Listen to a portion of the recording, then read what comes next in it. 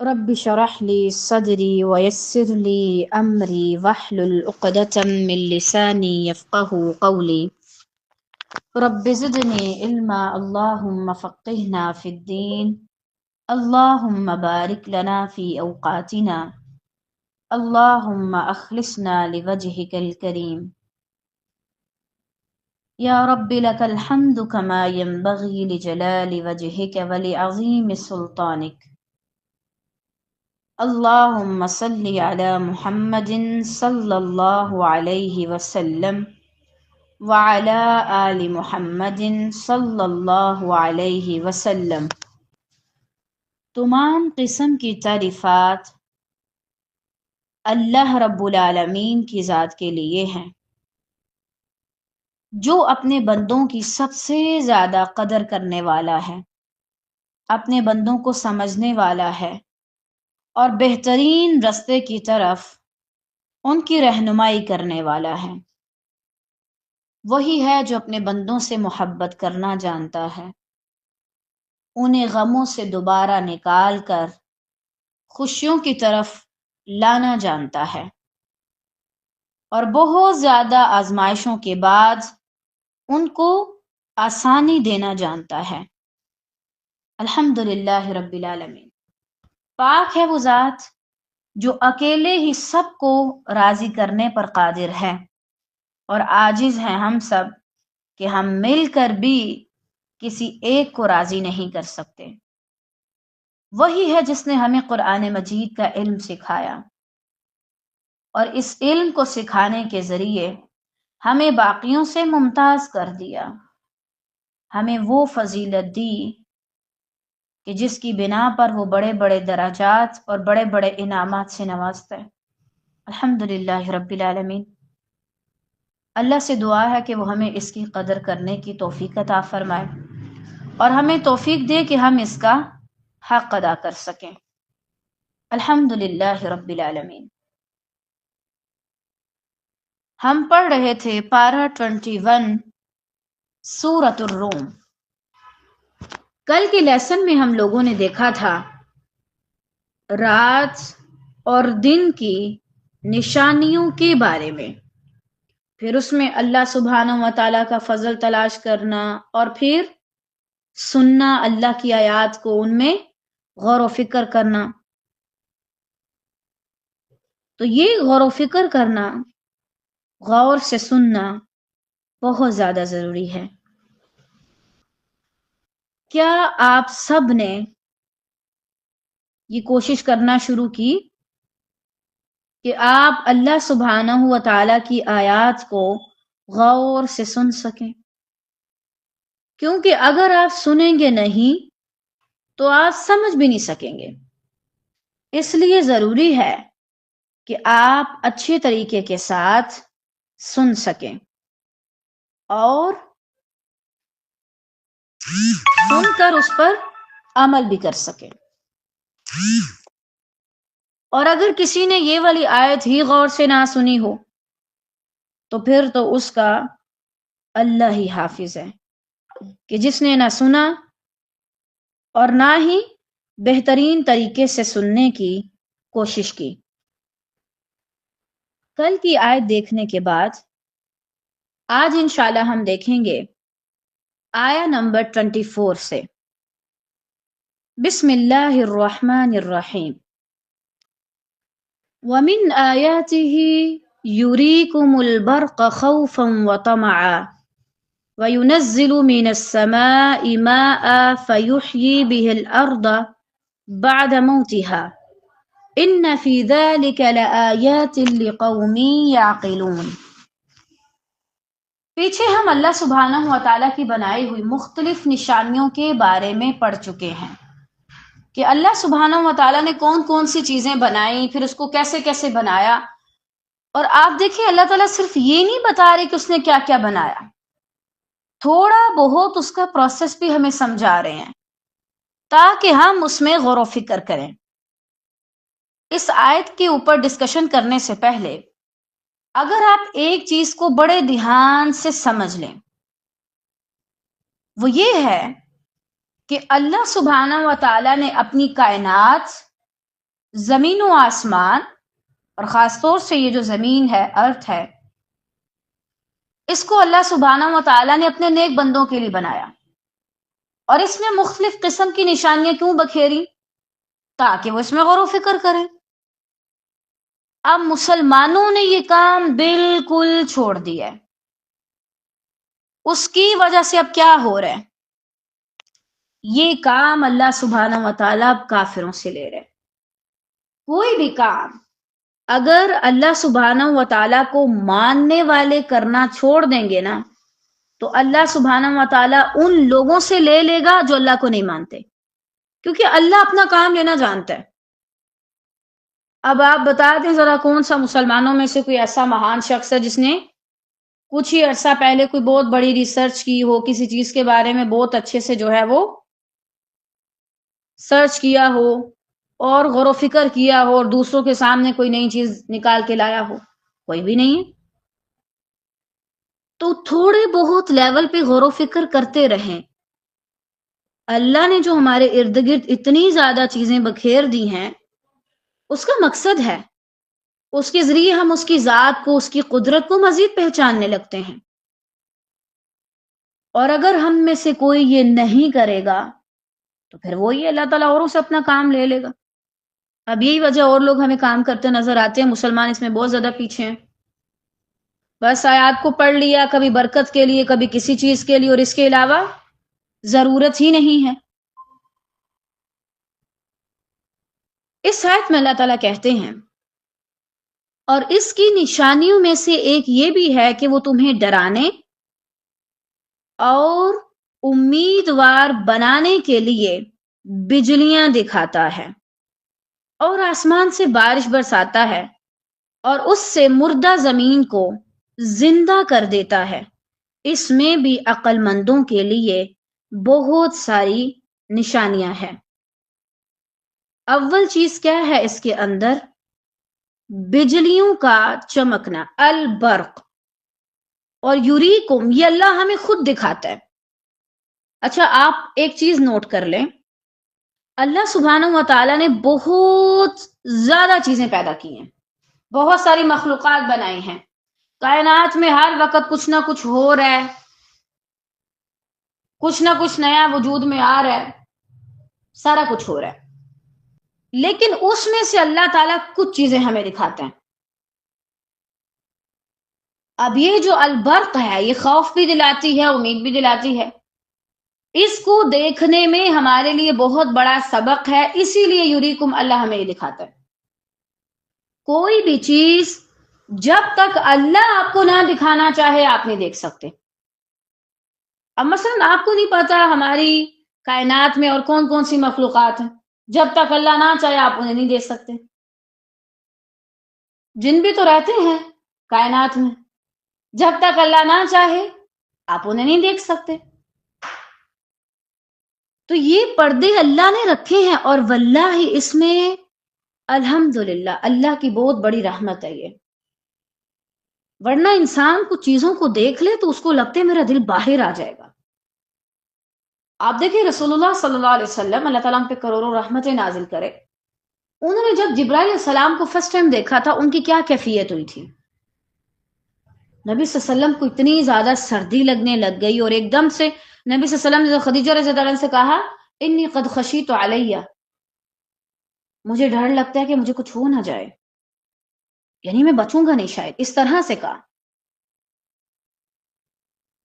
تو کچھ چیزیں اگر اللہ نے آپ کو نہیں دکھائیں تو اللہ کا شکر ادا کریں، فالتو میں یہ خواہشات مت کریں، یا اللہ مجھے یہ بھی دکھا دے، وہ بھی دکھا دے، فلاں چیز بھی دکھا دے۔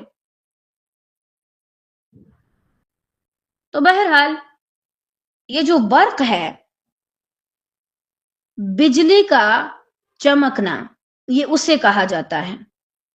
ایک ہوتا ہے نا گرج، آواز کا آنا، وہ روایات میں آتا ہے کہ ایک فرشتہ ہے جو اللہ تعالیٰ نے بادلوں کے لیے مقرر کیا ہے، جب بادل ادھر ادھر اللہ تعالیٰ کی اذن سے وہ فرشتہ پہنچا رہا ہوتا ہے کہ اس کو اس جگہ پر لے کے جاؤ، اس نے وہاں پہ برسنا ہے، تو یہ اس کی ڈانٹ ہوتی ہے جو گرج کی آواز کی صورت میں آتی ہے، وہ ان کو کہتا ہے کہ جلدی چلو، وہ ان کو ہانگ کے لے کے جاتا ہے۔ لیکن یہ جو بجلی کی چمک ہے،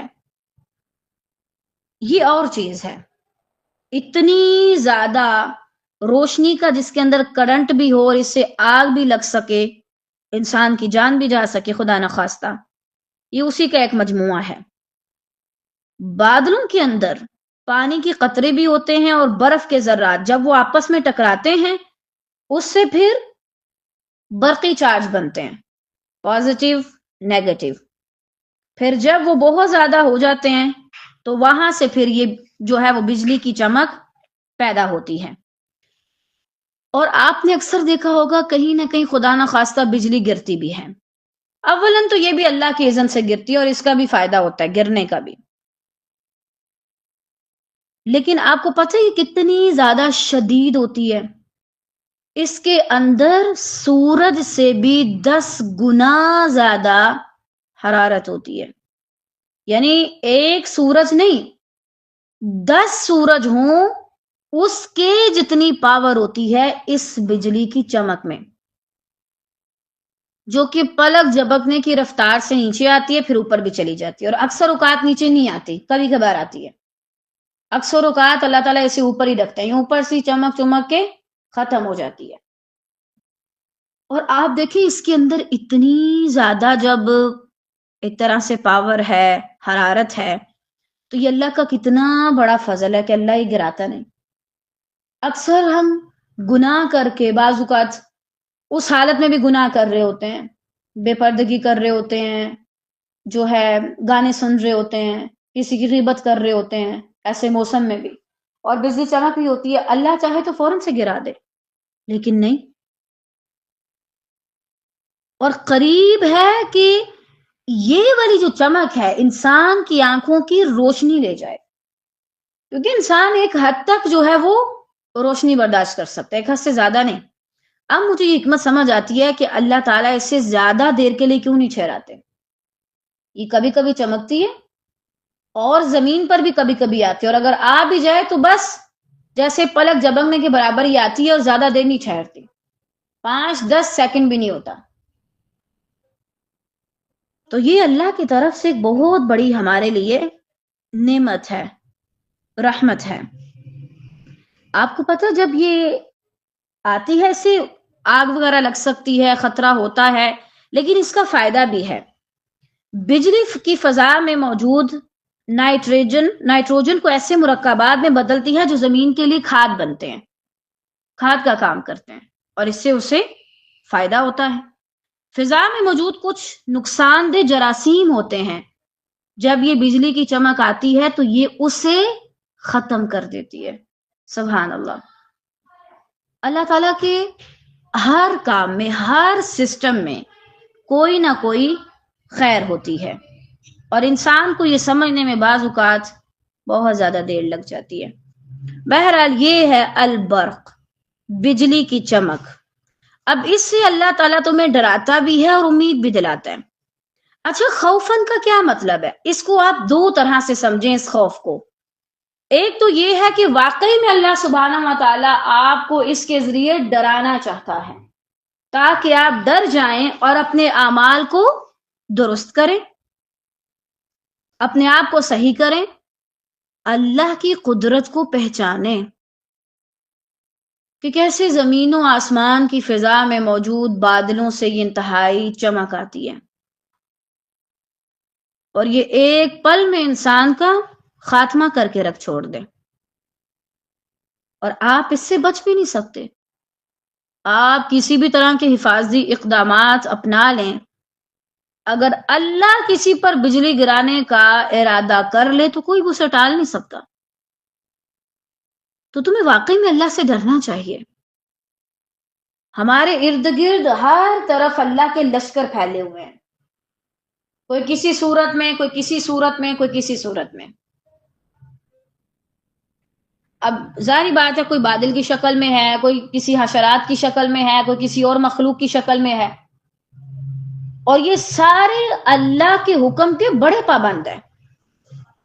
اگر تم نے اللہ کو خفا کر دیا اور اللہ تمہیں اس پر سزا دینے کا ارادہ کر لے تو وہ اپنے کسی بھی لشکر کے ذریعے تمہارا خاتمہ کروا سکتا ہے۔ کیا اللہ نے کبھی ایک مچھر سے کسی بہت بڑے سرکش شخص کا خاتمہ کروایا؟ یاد کریں نمرود کو، پانی سے کسی کو غرق کروائے، یاد کریں ذرا فرعون کو، کیسے اللہ سبحانہ و تعالی نے اپنے لشکروں کے ذریعے ان کا خاتمہ کروا دیا۔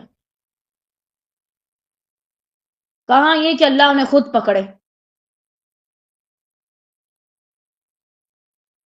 تو یہ خوف ہونا چاہیے۔ دوسرا، اللہ تعالیٰ یہ نہیں چاہتا کہ بندے ڈر کے سہم کے بیٹھ جائیں۔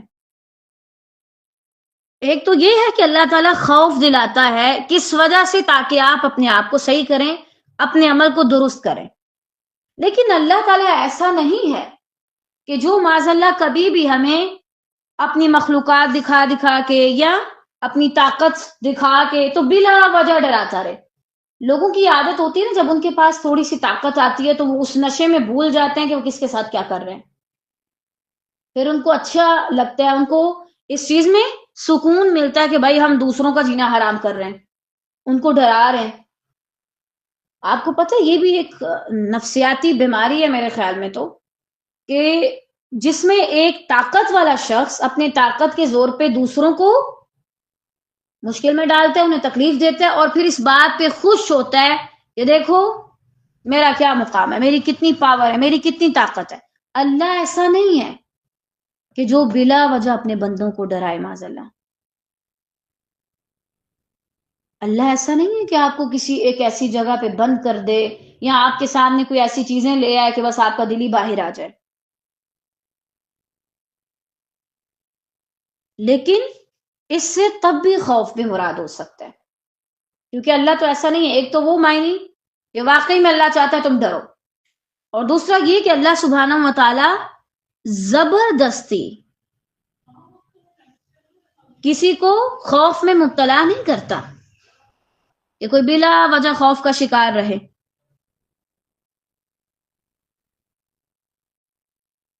لیکن یہ تب بھی خوف ہے، نیچرل ہے۔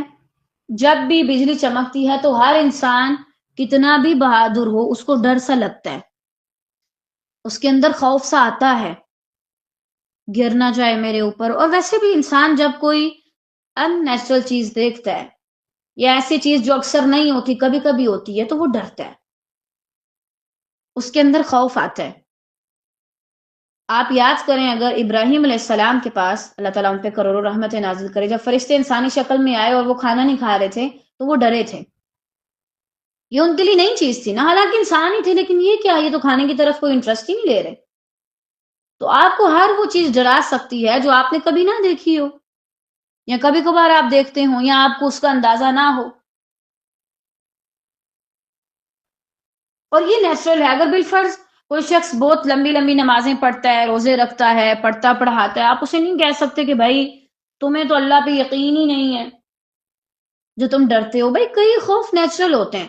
موسیٰ علیہ السلام کو دیکھیں، اللہ کے سامنے تھے، وہ جو لاٹھی ہے وہ سامنے بدلی تو بھاگ رہے ہیں پیٹ پھیر کے، اللہ تعالیٰ کہتے ہیں اس نے پیچھے مڑ کے بھی نہیں دیکھا، ایسا بھاگا آگے کو۔ تو نیچرل ہے، انہیں پتا تھا میرے سامنے ہے اللہ تعالیٰ، مجھ سے بات کر رہے ہیں، اور اللہ کے بات کرتے کرتے وہ بھاگ گئے۔ کیوں؟ انہوں نے ایک اژدہا دیکھ لیا۔ ان چیزوں کی وجہ سے کبھی بھی انسانوں کے ایمان کا، ان کی نیکی کا اندازہ مت لگائیں، جج مت کریں ان کو۔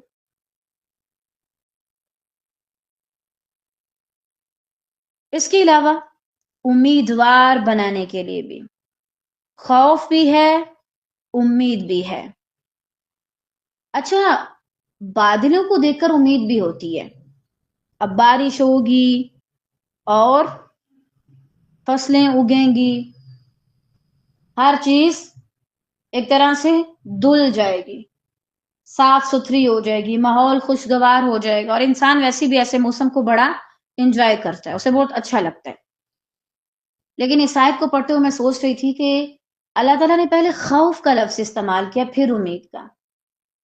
زندگی میں بعض اوقات اللہ سبحانہ و تعالیٰ ایسی بارشیں، ایسی رحمتیں، ایسے واقعات بھی بھیجتا ہے جو پہلے آپ کو ڈراتے ہیں اور پھر وہ آپ کی امید کا ذریعہ بنتے ہیں۔ کبھی کبھار کچھ چیزیں ہمیں بہت زیادہ ڈرانے لگتی ہیں نا، بہت زیادہ ڈر لگنے لگتا ہے، پتہ نہیں کیا ہو جائے، پتہ نہیں کچھ بچے گا بھی کہ نہیں بچے گا، ایسے لگتے جیسے ابھی سارا کچھ ختم ہو جائے گا. ایک عجیب سے خوف میں انسان پھنس کے رہ جاتا ہے. لیکن اسی خوف کے بعد پھر اللہ وہیں سے کوئی نہ کوئی امید نکال دیتا ہے. انسان کا جو وہ خوف ہوتا ہے وہ خوبصورت امید میں بدل جاتا ہے. لیکن دیکھیں یہ چیز نارمل ہے. اللہ سبحانہ و تعالی خوف کے بعد آپ کو امید اور خوشی دیتا ہے اکثر اوقات، تاکہ اس کے ریلیٹڈ جو بھی آپ کے اندر خوف ہے وہ نکل جائے. اب آپ دیکھیں موسیٰ علیہ السلام نے جب وہ دیکھا تھا لاٹھی کو اژدہا بنتے ہوئے تو ڈرے تھے نا. پہلے خوف آیا، پھر اس کے بعد امید. ایک ایسی نشانی کہ جس سے لوگ گروہ در گروہ ان پر ایمان لاتے گئے اور ان کی شریعت کو اختیار کرتے گئے. تو اللہ سے کبھی بھی یہ مت کہیں کہ بس مجھے تو کبھی زندگی کسی بھی چیز کا خوف کا سامنا نہ کرنا پڑے. امن مانگنا چاہیے، امن اچھی چیز ہے، لیکن اللہ سبحانہ وتعالی خوف کے ذریعے بھی ہماری آزمائش کرتا ہے کہ ہم اس حالت میں کیا کرتے ہیں کیا نہیں کرتے. تو اس میں لازماً اس چیز کا خیال رکھا جائے. اگر کبھی کبھار زندگی میں ایسے مرحلے آپ بھی جائیں جہاں آپ کو بہت زیادہ خوف آنے لگے تو اللہ پہ یقین رکھیں کہ یہ جو چیز ابھی خوف دلا رہی ہے نا، اسی سے اللہ سبحانہ و تعالیٰ کوئی بہت بہترین میرے لیے امید نکال دے گا انشاءاللہ. اور اگر اللہ آپ کے ساتھ ہے، سارا کنٹرول اللہ کے ہاتھ میں ہے، پھر تو انسان کو امید ہوتی ہے. اب دیکھیں بادلوں کا جو بھی نظام ہے وہ اللہ چلا رہا ہے، یہ اللہ کرتا ہے. حالانکہ آج کل کچھ لوگ کہہ بھی رہے ہیں کہ نہیں بھائی بل گیٹس کچھ کر رہا ہے، پتہ نہیں کون فلاں فلاں جو ہے، یہ ساری چیزیں فطری نہیں ہیں. دیکھیں بھائی اگر کوئی کچھ کر بھی رہا ہے، واللہ میرا ایمان ہے کہ اللہ کے اذن کے بنا کچھ نہیں کر سکتا. اگر اس کو اتنا اختیار دیا ہے تو اس میں بھی بہتری ہے، اور یہ اللہ نے دیا ہے. آج کے دور میں آپ کو پتہ ہے دجال اور یہ سارے فتنے تو الگ ہیں، یہ فتنہ بڑا عام ہو گیا ہے کہ ہم اللہ کو چھوڑ کر باقیوں کو شریک سمجھنے لگ گئے ہیں. کس طریقے سے؟ یہ بھی یہ کر سکتے ہیں، وہ بھی وہ کر سکتے ہیں. بھائی آپ کو کیا لگتا ہے اللہ کی زمین ہے اور کوئی اس کا پورا سسٹم برباد کر دے تو اللہ کچھ نہیں کہے گا؟ اپنے آپ کو واللہ مت ایسے خوف میں رکھیں 2030 تک ساری خوراک ختم ہو جائے گی، فلاں چیز ختم ہو جائے گی، وہ ختم ہو جائے گی. اولاً تو ہر کام اللہ کی مرضی سے ہوتا ہے اور اللہ موجود ہے، اللہ ہے نا. آپ کیا یہ کہنا چاہ رہے ہیں کہ معاذ اللہ اپنی مخلوق سے غافل ہو گیا؟ یہ تو ایتھیسٹ لوگوں کا جو ہے وہ عقیدہ ہے.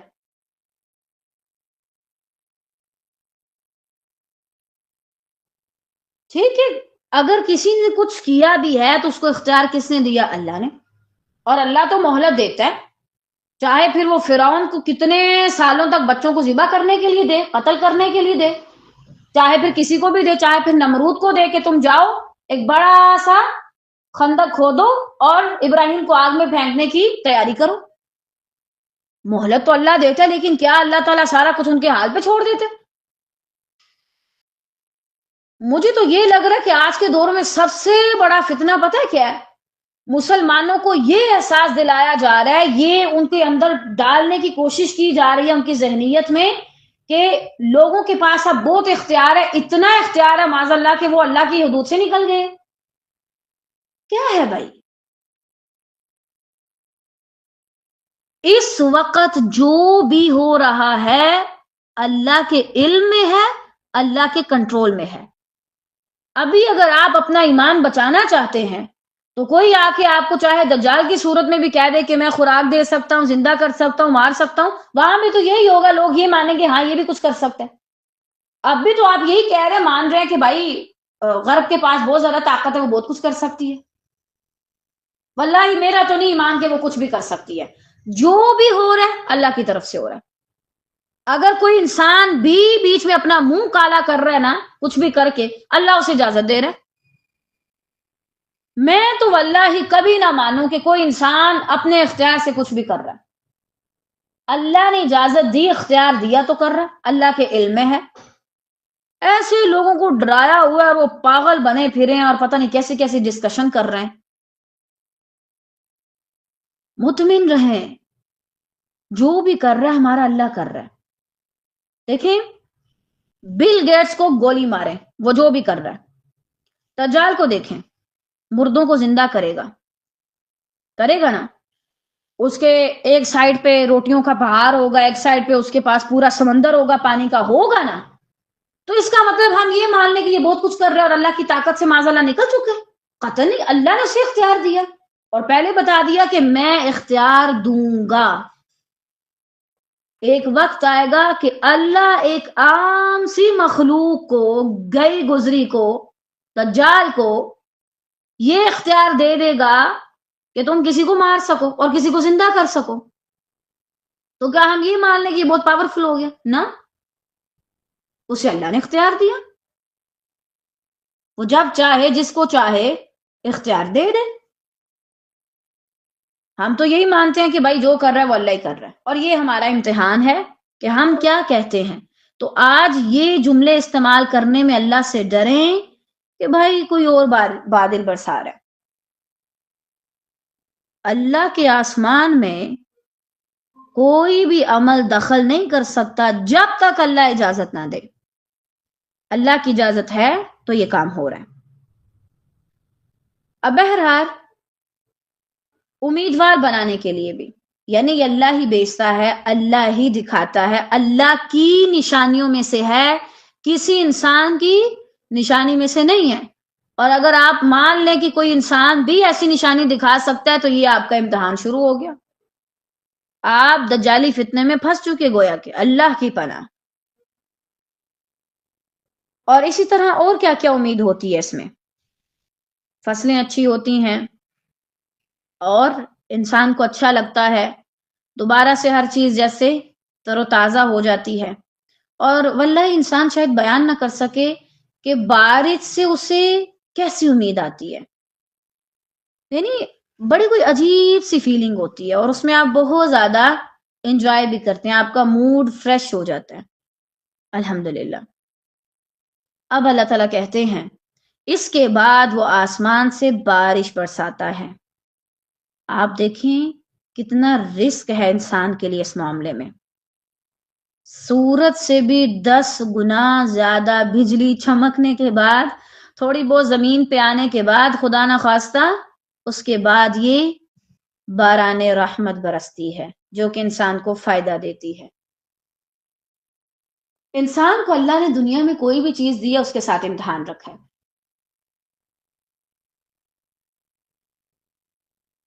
اور صرف یہ نہیں کہ ان مع العسر یسرا، کہ تنگی کے ساتھ آسانی ہے. بعض اوقات آسانی بھی تنگی لے کے آتی ہے، پہلے تنگی پھر آسانی.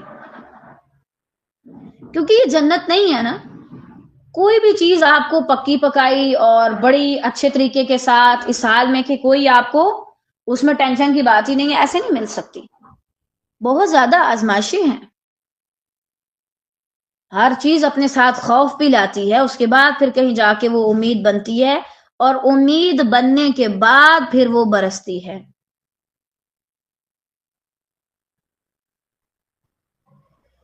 ہمارا اس پورے مرحلے میں کیا کردار ہے، کیا کام ہے؟ اللہ کی نشانی پہ غور و فکر کریں اور یہ چیز مان لیں کہ اللہ بہت طاقت والا ہے. اچھا، آپ کیا اس بات پہ حیران نہیں ہوئے کہ اللہ نے اپنی مخلوقات کو کتنی طاقت دی ہے؟ سبحان اللہ. سورج اور یہ بجلی اور یہ چاند اور یہ باقی سب چیزیں، جب اللہ نے ان کو اتنی طاقت دے دی ہے تو وہ خود کتنا طاقت والا ہوگا. سبحان اللہ. کیونکہ دیکھیں اگر انسان کو آپ دیکھیں نا تو وہ اپنی طاقت میں سے کچھ دیتا جائے وہ ختم ہو جاتی ہے. لیکن سبحان اللہ، اللہ کی طاقت میں بالکل کمی نہیں آئی، اور اتنی زیادہ اس نے طاقت دی ہوئی ہے، اور ہم کبھی اللہ سے متاثر نہیں ہوئے. کبھی ہمارے دل میں اللہ کی وہ شان آئی نہیں جو آنی چاہیے۔ بل گیٹس کی پاور تھوڑی بہت دیکھ کے تو لوگوں کے رونے وگ گئے ہیں، ان کی راتوں کی نیند اڑ گئی ہے، دن کا سکون ان کا برباد ہو چکا ہے۔ اور اللہ کے بارے میں جب تم اتنے کمالات پڑھتے ہو، سوچتے نہیں ہو؟ دیکھو تو صحیح، جس کی بنائی ہوئی بجلی کی چمک میں اتنی طاقت ہے، وہ خود کتنا طاقتور ہوگا، وہ خود کیا کیا کر سکتا ہوگا؟ کبھی سوچے؟ تمہیں سوچنا چاہیے۔ اللہ کی بنائی چیزوں کو دیکھو اور پھر غور و فکر کرو اور اندازہ لگاؤ کہ تمہارا رب کتنا طاقتوں والا ہے۔ اور ایک اور چیز دیکھیں، ڈر اور امید اپنی جگہ، لیکن جب اللہ سبحانہ و تعالی اتنی سرکش اور اتنی زیادہ آپ کہہ لیں کہ یہ رسکی معاملہ ہے، نازک ہے، حساس ہے، اس بجلی کو کنٹرول کر سکتا ہے تو پھر وہ کس کس کو کنٹرول کیا نہیں کر سکتا؟ معاذ اللہ، وہی کنٹرول کرتا ہے نا۔ مجھے بڑا تعجب ہوتا ہے، اللہ نے ایسی ایسی مخلوقات بنائی ہیں کہ بعض اوقات ان کا صرف انسان کو ٹچ کرنا ہی نیست و نابود کر دے، لیکن سبحان اللہ، اللہ نے کیسے ان پہ کنٹرول کیا ہوا ہے۔ اب آپ کو سمجھ آنا چاہیے، جب آپ دیکھیں بجلی پیدا ہوئی، آپ کو نظر آئی، نہ اس نے آپ کی آنکھوں کو کچھ کہا، نہ آپ کو کچھ کہا، نہ کوئی نقصان دیا، اور واپس اوپر چلی گئی، پھر آپ کو احساس ہوگا کہ کیوں وَلَهُ الْحَمْدُ، اسی کے لیے ساری تعریف ہے۔ میں تو یہاں کوئی ایک چیز لوں، واللہ مجھ سے تو نہ سنبھالی جائے، مجھ سے تو نہیں سنبھلتی، اور ایک سیکنڈ کے لیے میں تو نہیں سنبھال سکتی کسی بھی چیز کو۔ مجھے تو کسی چیز کا بٹن دبانے میں، اسے بند کرنے میں بہت ٹائم لگ جاتا ہے۔ ہم سے تو اکثر چیزیں آؤٹ آف کنٹرول ہو جاتی ہیں۔ انسان اپنی بنائی چیزوں کو بعض اوقات کنٹرول میں نہیں کر پاتا۔ اللہ سبحانہ و تعالیٰ اسی لیے بادشاہوں کا بادشاہ ہے، کیونکہ اس نے صرف چیزیں بنائی نہیں ہے کہ بنا دیا تو اب وہ بس اس کی حدود سے نکل جائے، معاذ اللہ اس کے کنٹرول میں نہ رہے، اس کا اچھا خاصا کنٹرول ہے اپنی بنائی ایک ایک چیز پہ۔ آپ نے کبھی سنا ہے کہ فلاں نے ایک روبوٹ بنایا اور وہ آؤٹ آف کنٹرول ہو گیا، آؤٹ آف مائنڈ ہو گیا، اور کوئی سمجھ ہی نہیں آ رہی، اسے شدائی ہو گیا، بس کوئی سمجھ ہی نہیں آ رہی اور اس کا کنٹرول ہی نہیں ہے اس پہ، وہ کبھی کچھ کر رہا ہے، کبھی کچھ کر رہا ہے، اس سے سنبھالا ہی نہیں جا رہا۔ ہوتا ہے بعض اکثر اوقات ہوتا ہے۔ انسانوں نے جہاز بنائے، ٹھیک ہے بھائی، بہت بڑا مارکا بنایا، لیکن کنٹرول نہیں ہوتے ان سے بعض اوقات۔ اللہ سب کو اپنی پناہ میں رکھے، اکثر اوقات تباہ ہو جاتے ہیں، نہ وہ جانے بچا سکتے ہیں، نہ کچھ کر سکتے ہیں۔ لیکن اللہ کا اپنی بنائی چیزوں پہ پورا کنٹرول ہے، جتنی دیر کے لیے چاہے ان کو ایکٹیویٹ کر دے، اور جب تک چاہے انہیں ڈی ایکٹیویٹ رکھے، جب چاہے ان سے جو مرضی کروا لے۔ یہ ہوتی ہے اصل بادشاہی، کہ جو آپ کی ہے چیز آپ نے بنا دی، اس پر آپ کا کنٹرول ہو، آپ اسے دوبارہ سے بنا سکتے ہوں، آپ جب چاہیں اسے خراب کر سکتے ہوں، آپ جب چاہیں اسے ختم کر سکتے ہوں۔ یہ ہے اصل بادشاہی۔ انسان بڑا کمزور ہے، اولاً تو کچھ چیز بنا ہی نہیں سکتا، اگر بنا بھی لے تو اس کے سائیڈ ایفیکٹ جو ہیں اس کے کنٹرول میں نہیں رہتے۔ تو اللہ پہ یقین رکھیں، جو اتنی معمولی سی لیکن انتہائی پاورفل اپنی مخلوق کو سنبھال رہا ہے، وہ آپ کو بھی سنبھال سکتے ہیں، آپ کے معاملات کو بھی سنبھال سکتا ہے۔ جیسے بالکل وہ لگتا ہے نا گرنے والی ہے بجلی، اور وہ کیسے اسے تھام لیتا ہے اور آپ کو بچا لیتا ہے، ایسے ہی اگر آپ کو لگنے لگے کہ بس میرا معاملہ یہاں پہ ختم ہونے والا ہے اور جیسے مجھے کچھ سمجھ نہیں آ رہا، اللہ پہ یقین رکھیں، اللہ وہیں سے کوئی نہ کوئی امید پیدا کر دے گا، سنبھال لے گا۔ اس پہ یقین تو کرنا سیکھیں، جب یقین آئے گا تو خود بخود سارے معاملات صحیح ہو جائیں گے۔ اب اس کے بعد اللہ سبحانہ و تعالیٰ آسمان سے بارش برساتا ہے اور اس سے مردہ زمین کو زندہ کر دیتا ہے۔ اب یہ کیسے؟ پہلے بادلوں کا آنا، پھر ڈر، امید کے درمیانی کیفیت، پھر اس کے بعد بارش کا برسنا، اور پھر اس سے مردہ زمین کا زندہ کر دینا۔ سبحان اللہ۔ آپ دیکھیں ایک چیز کے اتنے زیادہ سائیڈ ایفیکٹ ہوں، اس کے باوجود اللہ سبحانہ و تعالیٰ کتنی حکمت اور صفائی کے ساتھ زمین کو، زمین والوں کو فائدہ دیتا ہے، اور ایک خاص مقدار میں اسے نازل کرتا ہے۔ وَيُنَزِّل، نازل کرتا ہے تھوڑا تھوڑا کر کے، یعنی ایک دم سے جیسے ایک بالٹی ایک مگ پانی کا بہا دیا جائے ویسے نہیں کرتا اللہ تعالیٰ کہ ایک دم سے سارا پانی نیچے بہا دے۔ بڑی حکمت کے ساتھ آہستہ آہستہ کرتے کرتے قطرے قطرے کی صورت میں بارش برساتا ہے۔ آپ اللہ کے ہر کام میں تدریج کا قاعدہ دیکھیں گے، سزا دینے میں، انعام دینے میں، دعا کو قبول کرنے میں، ہر چیز میں اللہ تعالیٰ تدریج کا قاعدہ دکھاتے ہیں۔ تدریج کیا ہے؟ کسی بھی کام کو بڑے آرام آرام سے کرنا کہ پتہ ہی نہ چلے۔ اچھا کبھی کبھی میں بارش کو دیکھتی ہوں، چھوٹے چھوٹے قطرے ہوتے ہیں، میں کہتی ہوں اس سے کیا ہی ہوگا، تھوڑی دیر بعد دیکھتی ہوں اسی جگہ پہ اتنا زیادہ پانی آ جاتا ہے، وہ جمع ہو جاتا ہے۔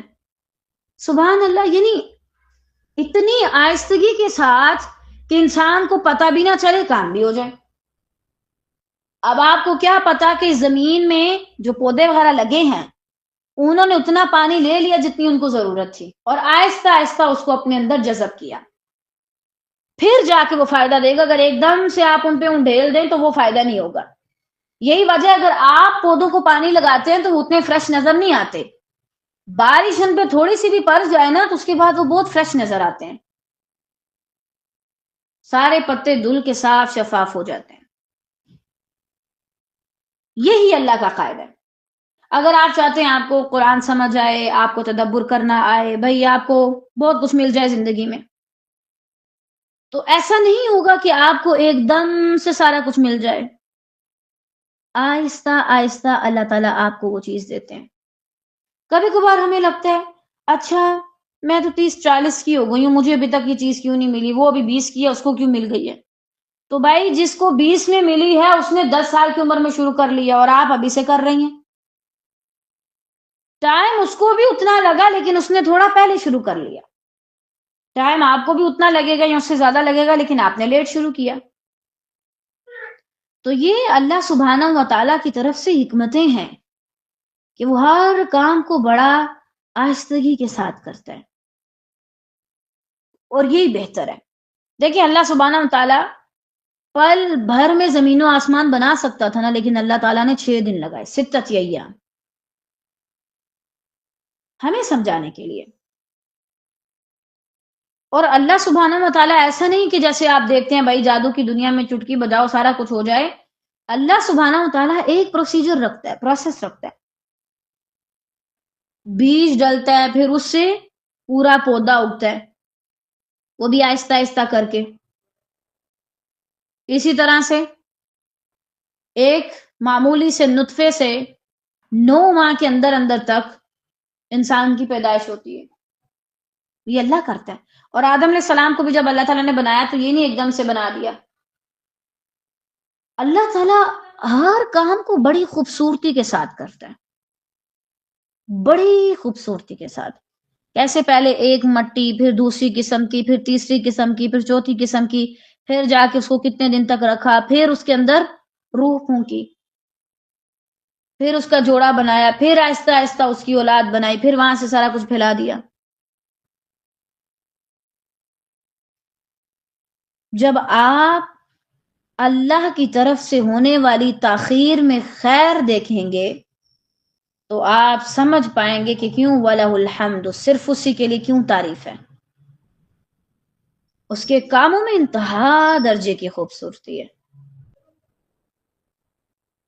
اور اسی طرح دیکھیں اگر آپ قرآن مجید کے ساتھ اس آیت کو تشبیہ دیں، قرآن مجید کے ساتھ اس میں تدبر کرنا چاہیں، تو جب آپ قرآن بھی پڑھتے ہیں نا تو وہ ایک دم سے جیسے آپ پر کسی نے بجلیاں گرا دی ہوں، واللہ یہ معاملہ ہوتا ہے۔ دیکھیں اولاً تو یہ چیز کہ آپ یہ چیز نوٹ کرتے ہیں، اچھا میں اتنے سال تک غلط کرتی آئی ہوں، آپ کو اس چیز کا بڑا گلٹ رہتا ہے، آپ کو اپنے گناہ یاد آتے ہیں، پھر جب آپ اپنی اصلاح شروع کرتے ہیں پھر کیا ہوتا ہے، ارد گرد والے بجلیاں گرانا شروع کر دیتے ہیں۔ مجھے نہیں سمجھ آتی بھائی، ماما ناراض ہو رہی ہیں، بابا ناراض ہو رہے ہیں، شوہر ناراض ہو رہا ہے، وہ مار رہا ہے، اولاد جو ہے وہ خفا ہو گئی ہے، رشتہ داروں نے چھوڑ دی ہے، آنا جانا ختم کر دی ہے، کیوں؟ کیونکہ یہ دین پڑھنے لگ گئی ہے، عمل کرنے لگ گئی ہے۔ بھائی میں آئندہ کے بعد آپ سے بات نہیں کرتی کیونکہ آپ مجھے غیبت سے منع کرتی ہیں، آپ نے تو میری انسلٹ ہی کر دی۔ جب آپ قرآن کو پڑھتے ہیں تو آپ کی زندگی میں بھی خوف آتے ہیں اور امیدیں بھی آتے ہیں۔ خوف اپنے برے انجام کی وجہ سے، یعنی میں نے برے عمل کیے تو اس وجہ سے خوف، اور لوگوں کے رویوں سے، لوگوں کی طرف سے، لوگوں کی باتوں سے خوف۔ لیکن جب آپ اللہ کی رحمت کو پڑھتے ہیں تو آپ کو امید ملتی ہے، جب آپ اللہ کا ساتھ دیکھتے ہیں تو آپ کو امید ملتی ہے کہ چھوڑ جائے کوئی، مجھے کوئی پرواہ نہیں، میرا رب ہے میرے ساتھ۔ جب آپ قرآن پڑھتے ہیں تب بھی آپ اس چیز سے لازماً گزرتے ہیں۔ پھر قرآن مجید جب مسلسل تھوڑا تھوڑا کر کے آپ پہ برستا رہتا ہے، ایک ایک آیت، دو دو آیت، روزانہ کا تھوڑا تھوڑا ٹائم، پھر اس سے کیا ہوتا ہے، جو آپ کے اندر بنجر مردہ دل پڑا ہوتا ہے نا، اللہ تعالیٰ اسے زندہ کر دیتا ہے۔ وہ جو آپ کے اندر ایک عجیب سا مردہ پن آ چکا تھا، آپ کو رونا نہیں آتا تھا، آپ کو اللہ سے محبت محسوس نہیں ہوتی تھی، وہ زندہ ہونے لگ جاتی ہے۔ پہلے کبھی آپ قرآن سنتے تھے، آپ کہتے تھے اچھا یہ کیوں رو رہا ہے، اور پھر جب خود آپ پہ قرآن مجید اثر کرنے لگتا ہے پھر آپ کہتے ہیں اچھا اس میں تو یہ بھی تھا، اس میں تو یہ بھی تھا۔ تو یہ آہستہ آہستہ اگر آپ اپنے دل پہ بارش ڈالیں گے قرآن مجید کی تو یہ پھر زندہ ہوگا۔ ایک بار اگر آپ انڈیل دیتے ہیں تو اس سے کیا ہوتا ہے، مثلا اگر میں ایک درخت کو، پودے کو بالٹی بھر کے پانی ایک ہی بار دے دوں تو کیا ہوگا، زیادہ اچھل کے باہر چلا جائے گا، باہر چلا جائے گا، اور اس کو ملے گا نہیں۔ جب اس کو ملے گا ہی نہیں تو وہ دوسروں کو فائدہ کاہے کو دے گا، وہ دوسروں کو فائدہ نہیں دے سکتا کیونکہ وہ اس لیول پہ بڑا ہوگا ہی نہیں، اس کے اوپر پھل وغیرہ آئے گا نہیں، وہ سایہ دار بنے گا ہی نہیں، وہ دوسروں کے کسی کام کا نہیں ہوگا۔ جب میں اس پہ آہستہ آہستہ کر کے کروں گی تو وہ اس کے اندر جائے گا۔ اسی طرح اللہ تعالیٰ آپ سب پہ رحم کرے پیاری طالبات، جو لوگ اسی طرح جو لوگ کہتے ہیں نا ایک دم سے ہمارے اوپر پورا قرآن جو ہے وہ انڈیل دیا جائے، نبی کریم صلی اللہ علیہ وسلم پر کیوں ایک دم نازل نہیں ہوا؟ تقریباً 23 سال کے عرصے میں نازل ہوا، قریباً 23 سال۔ اور اگر آپ ایک نبی کو دیکھیں، وہ بھی وہ نبی، اللہ تعالیٰ ان پہ رحم فرمائے، کہ جو بہت زیادہ متقی، پرہیزگار، اللہ سے ڈرنے والے، راتوں کو جاگنے والے، تو آپ کہیں تو بہت لمبا عرصہ ہے، ایک ہی ٹائم میں کیوں نازل نہیں ہوا معاذ اللہ؟ وہ اس وجہ سے کیونکہ اگر آپ کہتے ہیں نا ایک ہی بار پورا قرآن مجھے پڑھا دیا جائے تو وہ زیادہ ارد گرد باہر چلا جائے گا، وہ آپ کے اندر نہیں جائے گا، وہ آئے گا بس اور آتا آتا ہی چلا جائے گا۔ ایک دن بیٹھی ہیں، تہجد پڑھ رہی ہیں، بہت زیادہ رو رہی ہیں، بہت زیادہ کام کر رہی ہیں، اور اگلے دن سارا کچھ چھوڑ کے بیٹھ گئے ہیں۔ اگر آپ آہستہ آہستہ قرآن کو اپنے دل میں داخل کریں گے تو پھر کیا ہوگا کہ آہستہ آہستہ دل پہ اس کی بارش ہونے سے وہ اس کے اندر جائے گی، راسخ ہو جائے گی، پھر ایک ایک جگہ پر وہ جا کے زندہ کرے گا آپ کے دل کو انشاءاللہ۔ تو کبھی بھی یہ مت کہ ایک سال میں پڑھ لوں اور بس ڈگری لے لوں، آپ ایسے لوگوں کو کبھی دیکھ لیں، واللہ میں نے اپنی ساتھیوں کو دیکھا ہے، ہمارے ساتھ پڑھتی تھیں، بہت روتے دیکھا ہے ان کو، کبھی کبھی وہ ان آیات پہ روتی، میں کہتی یا اللہ اس میں اس کو کیا ایسا ملا ہے کہ یہ رو رہی ہے اور مجھے کیوں نہیں ملا، میں کیوں نہیں رو رہی؟ لیکن آپ آج انہیں دیکھیں، اللہ سب کو ہدایت دے خیر سے. ایسے لگتا ہے کبھی انہوں نے قرآن پڑھا ہی نہیں، کبھی قرآن انہوں نے اس کا صفحہ بھی پلٹ کے نہیں دیکھا، جیسے یہ لوگ قرآن مجید سے اجنبی ہوں، واقف ہی نہ ہوں کبھی.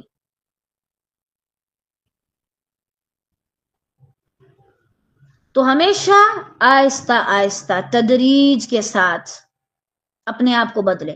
اب مثلا اگر ایک انسان کے اندر 50-60 برائیاں ہیں تو وہ کہہ دے کہ اللہ ایک ہی دن میں میری ساری ٹھیک ہو جائیں، تو بھائی نہیں، آہستہ آہستہ ہوں گی. ایک نکلے گی ایک آئے گی، ایک نکلے گی ایک آئے گی، اور پھر جا کر کے تم بہترین انسان بن سکو گے، پھر جا کے تم صحیح ہو سکو گے. تو اس وجہ سے اللہ سبحانہ و تعالی اس کے ہر کام میں حکمت ہے، تدریج میں بھی حکمت ہے، اور اس تدریج کو سمجھیں کہ یہ آہستہ آہستہ اس وجہ سے نہیں ہو رہا کہ معاذ اللہ سبحانہ و تعالیٰ مجھے محروم کرنا چاہتا ہے، بلکہ اللہ تعالیٰ مجھے بہترین انداز میں سکھانا چاہتا ہے، جیسے اس نے اپنے نبی علیہ السلام کو سکھایا. اور کوئی بھی چیز اگر آپ آہستہ آہستہ کرتے ہیں تو وہ آپ کے دل کو زندہ کرتی ہے. اچھا، اس آیت کو پڑھنے کے بعد نا مجھے اس چیز کا بھی جواب مل رہا تھا. مجھے اکثر اس بات پہ جو ہے نا وہ سمجھ نہیں آتی تھی کہ بھائی ایک سال کے اندر اگر کوئی قرآن پڑھتا ہے، پورا اس نے قرآن پڑھ لیا، اس نے ڈگری لی ہے، اور وہ باقاعدہ اس ماحول میں بھی رہ کے آیا. ہاسٹل لائف بڑی مشکل ہوتی ہے، بہت زیادہ چیزوں میں آپ کو کمپرومائز کرنا پڑتا ہے. تو میں حیران ہوتی تھی کہ یہ بندہ بدل کیسے گیا. اس بندے کو تو نہیں بدلنا چاہیے تھا کیونکہ اس نے تو قرآن پڑھا ہے. تو اب اس بات کی مجھے اس آیت کو پڑھنے کے بعد سمجھ آئی، چونکہ وہ ایک ہی دم سارا اپنے اوپر ڈھیل لیتے ہیں تو وہ ادھر ادھر گر جاتا ہے. کچھ ٹائم کے لیے تو بس تر و تازہ رہتا ہے، پھر وہ سارا کچھ خشک ہو جاتا ہے. کبھی آپ نے دیکھا سنے جب آپ پودے کو اس کے اوپر سارا پانی انڈیل دیتے ہیں تو اس سے کیا ہوتا ہے؟ وہ ارد گرد چلا جاتا ہے اور پتوں کے اوپر جو پانی آتا ہے وہ بھی کچھ ٹائم کے بعد خشک ہو جاتا ہے، لیکن اس کے اندر کم جا پاتا ہے. یہی وجہ کچھ ٹائم بعد وہ بھی خشک ہو جاتا ہے. لیکن جب آپ آہستہ آہستہ کر کے ڈالتے ہیں تو اس کے اندر تک جذب ہوتا ہے.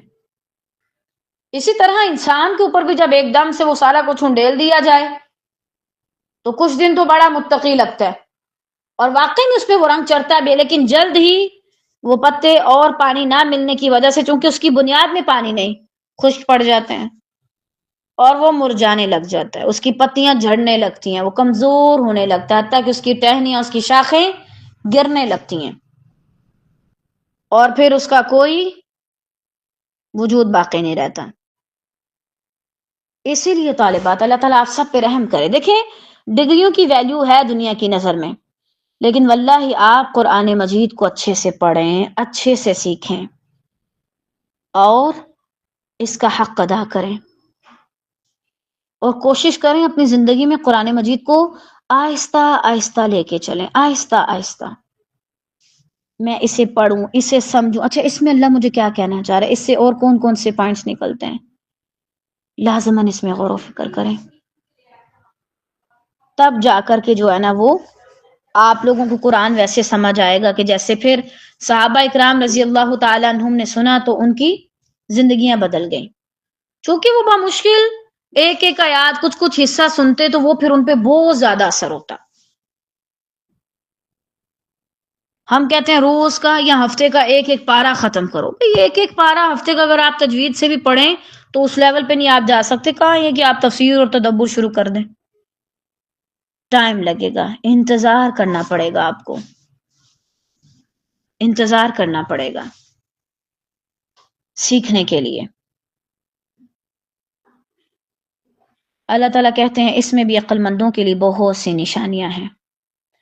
اب اس میں دیکھیں آپ کی عقل یوز ہو رہی ہے، اس لیے اللہ تعالیٰ نے یعقلون کا لفظ استعمال کیا ہے، یعنی اس میں آپ کو اپنا دماغ استعمال کرنا پڑے گا. پھر ہی آپ بادلوں کو دیکھیں گے، ان میں غور و فکر کریں گے اور ان سے الگ الگ طرح کے سبق نکالیں گے. جب آپ اپنی عقل استعمال کریں گے پھر آپ زمین کو زندہ ہوتے ہوئے دیکھیں گے، اپنے دل کو زندہ ہوتے ہوئے دیکھیں گے تو آپ خود ہی سمجھ جائیں گے۔ جس کے پاس عقل ہے وہ اس سے بہت زیادہ نشانیاں سیکھے گا، اسے یہاں سے بہت کچھ سمجھ آئے گا۔ اور واللہ اگر آپ کو نہیں آتا تو آپ روئیں اپنی حالت پہ، شاید کہ عقل نہ ہو ہمارے اندر، ورنہ اللہ کی بات تو جھوٹی نہیں، معاذ اللہ استغفر اللہ۔ اللہ نے کہا کہ جس کے اندر عقل ہے وہ یہاں سے سیکھے گا۔ اگر آپ میں سے کسی کے اندر عقل ہوئی تو وہ یہاں سے سیکھ لے گا، اور اگر اسے نہیں کچھ سمجھ آتی تو اٹس مین اس کی عقل ابھی ناقص ہے، کمزور ہے۔ اسے چاہیے کہ وہ اپنی عقل میں برکت کے لیے دعا کرے۔ تو لازماً اس میں غور و فکر کریں، اس کو سمجھیں، اور آج جا کے خود بھی دیکھیں قرآن مجید کیسے زندہ کرتا ہے، قرآن نے میرے اندر کیا کیا زندہ کیا ہے، کیسے کیسے یہ مجھے رستے پہ لے آیا اللہ کے اذن سے۔ پھر انشاءاللہ آپ کو اللہ کا شکر ادا کرنے کا دل کرے گا۔ اللہ سبحانہ و تعالی ہمیں ان لوگوں میں سے بنائے خیر اور عافیت کے ساتھ کہ جو اللہ کے قرآن میں بہت زیادہ غور و فکر کرنے والے ہیں اور اپنی عقل کا استعمال کر کے اس سے بہت زیادہ نشانیاں حاصل کرنے والے ہیں۔ اللہ سبحانہ و تعالی ہم سے راضی ہو جائے اور ہمیں ضائع ہونے سے بچا لے۔ اللہ سبحانہ و تعالی ہم آپ کی پناہ میں آتے ہیں ہر اس مخلوق کے شر سے کہ جس کے اندر آپ نے کوئی شر رکھا، اور ہم آپ سے خیر کا سوال کرتے ہیں جو آپ اپنے ان بندوں کو دیتے ہیں جن کو آپ اپنا قرب دینا چاہتے ہیں، جن سے آپ راضی ہونا چاہتے ہیں، اور جن سے آپ اپنے دین کے بہترین کام لینا چاہتے ہیں۔ واللہ یا رب، آپ کے ہمارے علاوہ بہت سے بندے ہیں، لیکن ہمارا رب ایک ہی ہے، ہمارا آپ کے علاوہ کوئی رب نہیں یا رب۔ واللہ یا رب، اگر ہم آپ کی نافرمانی کریں تو آپ اس سے غنی ہیں، بے نیاز ہیں، آپ کو کوئی فرق نہیں پڑے گا۔ آپ تو اس ابراہیم کے رب ہیں جس نے آپ کی رضا کی خاطر اپنی سگی اولاد پر بڑھاپے میں چھری رکھ دی۔ آپ کو کیا ضرورت ہم جیسوں کی؟ لیکن یا رب، اگر آپ نے ہمیں چھوڑ دیا تو ہمارے پاس کوئی نہیں ہے۔ آپ غنی ہیں یا رب، اور ہم فقیر ہیں۔ آپ ہم سے بے نیاز ہیں، لیکن ہمیں آپ کی ضرورت ہے۔ اگر ہم آپ کو چھوڑ دیں گے، آپ کے راستے کو چھوڑ دیں گے، تو الہ العالمین آپ کا تو کوئی نقصان نہیں، ہم تو اپنا نقصان کر بیٹھیں گے۔ یا رب، آپ تو جنت اور جہنم کے مالک ہیں، لیکن ہم ان دونوں میں سے کسی ایک جگہ میں رہنے والے ہیں، ہمیں مکلف ٹھہرایا گیا۔ یا رب، ہم آپ کی بنائی ہوئی جہنم سے آپ کی پناہ میں آتے ہیں اور آپ سے سوال کرتے ہیں اس جنت کا جو آپ نے بنائی اپنے متقی بندوں کے لیے۔ یا رب، ہم متقی تو نہیں، لیکن ہم اپنے گناہوں پر شرمندہ ہیں، بس آپ اس شرمندگی کو قبول کر کے ہم سے راضی ہو جائیے۔ یا رب، کبھی بھی ہمیں اپنے دین کے کام سے محروم نہ کیجیے گا۔ واللہ یا رب، ہمارے پاس کوئی ایسا عمل نہیں، حتیٰ کہ یہ بھی نہیں کہ ہم کہہ سکیں کہ اس کے بدلے آپ ہم سے راضی ہو جائیں، لیکن یا رب، آپ اسی بات پہ راضی ہو جائیں کہ ہم نے کبھی آپ کو اپنا رب کہا اور اس حال میں آپ کو پکارا کہ جیسے آپ کے سوا کوئی نہ ہو، اور واقعی میں الہ العالمین آپ کے علاوہ تو کوئی بھی نہیں ہے۔ یا رب، ہر وہ مخلوق جو شر دیتی ہے، دین کے کام سے دور کرتی ہے، آپ سے غافل کر دیتی ہے، ہم ہر اس مخلوق سے، چاہے وہ جاندار ہیں یا بے جان، آپ کی پناہ میں آتے ہیں یا رب۔ اللہ یا رب، آپ کی پناہ میں دی ہوئی کوئی بھی چیز ضائع نہیں ہوتی، بس ہم آپ سے حسن ظن رکھتے ہیں، آپ ہماری زندگیوں کو اپنے رستے میں قبول کر لیں۔ یا رب، جیسے ہم کہتے ہیں کہ اے ہمارے رب، یا رب، ہماری تمنا ہے کہ آپ بھی ہمیں ایسے کہیں، اے میرے بندے، خاص اپنی طرف نسبت کر کے، جیسے آپ اپنے ان بندوں کو پکارتے ہیں جن سے آپ راضی ہو جاتے ہیں، چاہے وہ گناہ گار ہوں یا نیک ہوں، یا وہ گناہوں سے نیکیوں کی طرف آئے ہوں۔ جب آپ راضی ہو جاتے ہیں تو پھر کوئی چیز معنی نہیں رکھتی الہ العالمین۔ بس آپ ہم سے راضی ہو جائیے، اور اگر آپ ہم سے راضی نہیں تو یا رب العالمین ہمیں معاف کر دیجئے۔ یقیناً ہم نے کوئی ایسا کام کیا کہ ہم آپ کو ناراض کر پائے۔ یا رب ایسی تمام چیزوں سے اپنی پناہ میں رکھ لیجئے جو ہم سے وہ عمل کروائیں کہ جن کے بعد آپ ناراض ہو جاتے ہیں۔ الہ العالمین، ظاہری اور باطنی دونوں قسم کی بیماریوں سے ہم آپ کی پناہ میں آتے ہیں خیر سے۔ یا رب جو وجود، جو جسم، جو صحت آپ نے دی، اسی میں ہمارے لیے برکت رکھ دے۔ ہمیں کبھی بھی اس حال میں لوگوں کے حوالے نہ کرنا کہ ہمیں پرواہ ہی نہ ہو، ہوش ہی نہ ہو کہ ہم کہاں ہیں اور کہاں نہیں، وہ چاہے تکلیف کی وجہ سے ہو یا چاہے کسی اور چیز کی وجہ سے۔ الہ العالمین ہمیں صرف اپنا محتاج رکھنا اور کسی کی محتاجی میں نہ ڈالنا یا رب۔ خیر اور عافیت کے ساتھ ہم اس حالت سے، اس کیفیت سے آپ کی پناہ میں آتے ہیں کہ جب ہم اپنے جیسے کمزور، بے بس کسی انسان کے محتاج بنا دیے جائیں۔ الہ العالمین اس چیز سے ہم آپ کی پناہ میں آتے ہیں، بس ہمیں اپنی پناہ دے دے خیر کے ساتھ، اور ہمیں اپنی پناہ میں قبول کر لے۔ آمین یا رب العالمین۔ بارک اللہ فیکن۔